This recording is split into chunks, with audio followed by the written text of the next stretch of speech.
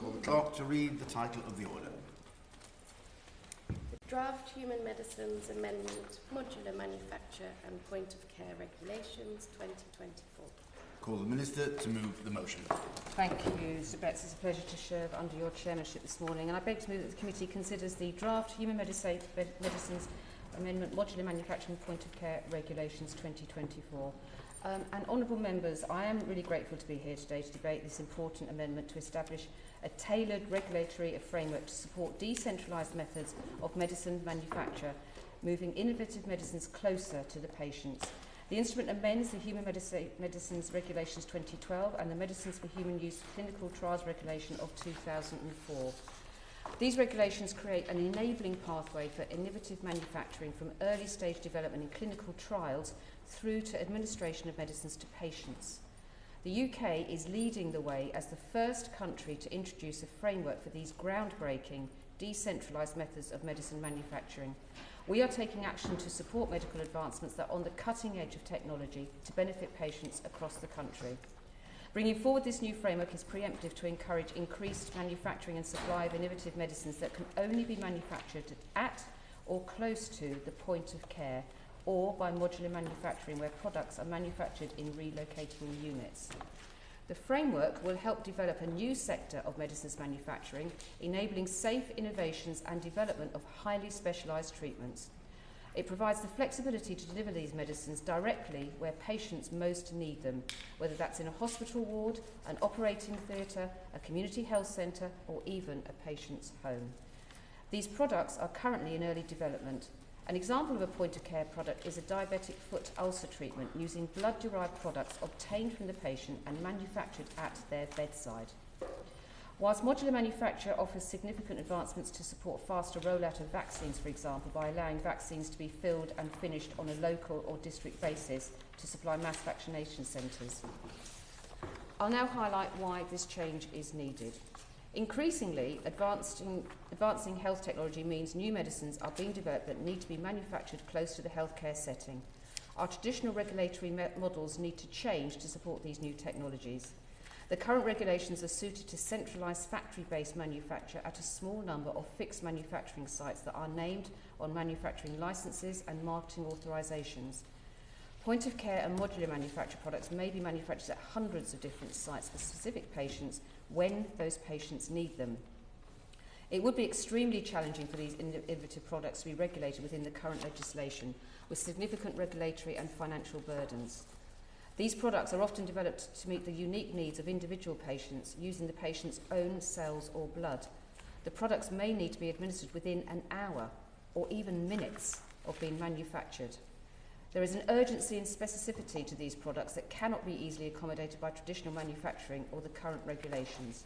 So we need to adapt our regulatory approach to be suitable for manufacturing medicines at many different sites across the country, whilst maintaining regulatory oversight to ensure that manufacture is safe and consistent.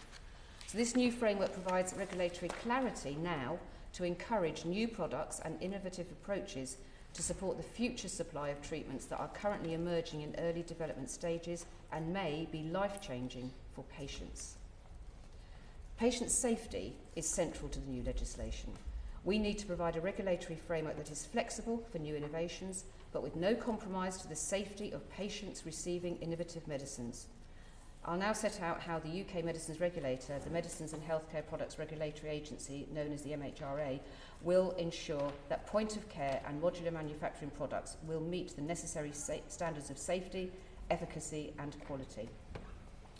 The new framework is centred on a hub-and-spoke model with a single control site as the hub for each product, overseeing all aspects of the point-of-care and modular manufacturing system, including the spokes of individual manufacturing locations and their activities. The control site will be the only named manufacturing site on manufacturing licence, clinical trial and marketing authorisation applications. The holder of the control site, as its name signifies, will be responsible for notifying the MHRA of reportable issues and ensuring product quality across all manufacturing sites, the spokes.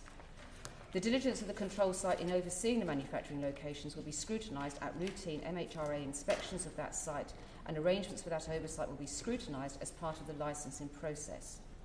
A number of manufacturing spoke locations will also be sampled and subject to inspections to ensure that the oversight claimed by the control site is independently supported by inspection findings.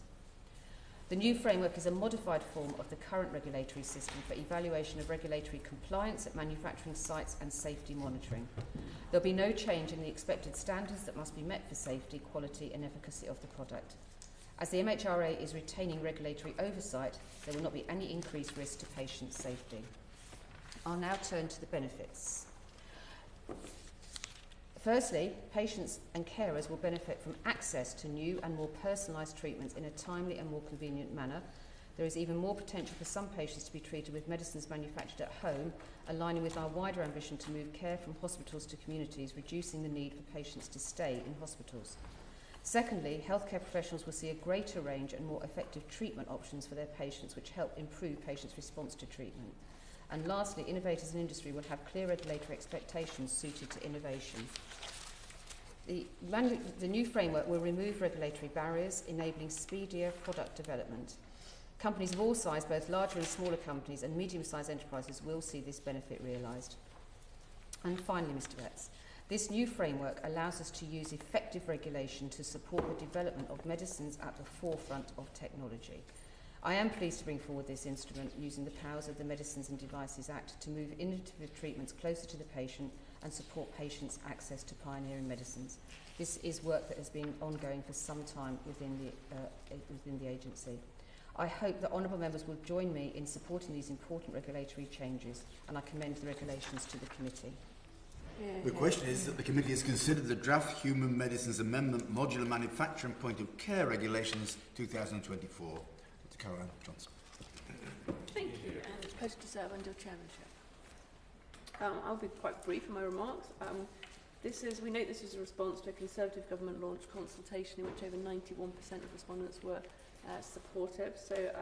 And we also, as Conservatives, welcome innovation and want to support UK patients getting early access to new and innovative treatments. I would just urge the government to ensure that funding and hospital resources are available such that the patients can benefit from them, and businesses are structured way they can use UK hospitals to innovate. Minister? Well, I thank the Honourable Lady for her comments, and as I refer to my comments, this is work that has long been in progress under the previous administration, and I'm pleased that colleagues from the MHRA are here today to see that work come to fruition. It means that we are leading across the world in this work. We, of course, are very highly committed to encouraging our life sciences sector to take these innovations directly to the patients, and I'm really pleased to have the cross-party support for this morning, and look forward to working with her and others to make sure this becomes reality for patients in the future. The question is that the committee has considered the draft Human Medicines Amendment Modular Manufacturing Point of Care Regulations 2024. As many of that opinion say aye. Aye. The contrary, no. I think the ayes have it. The ayes have it. Order. Order.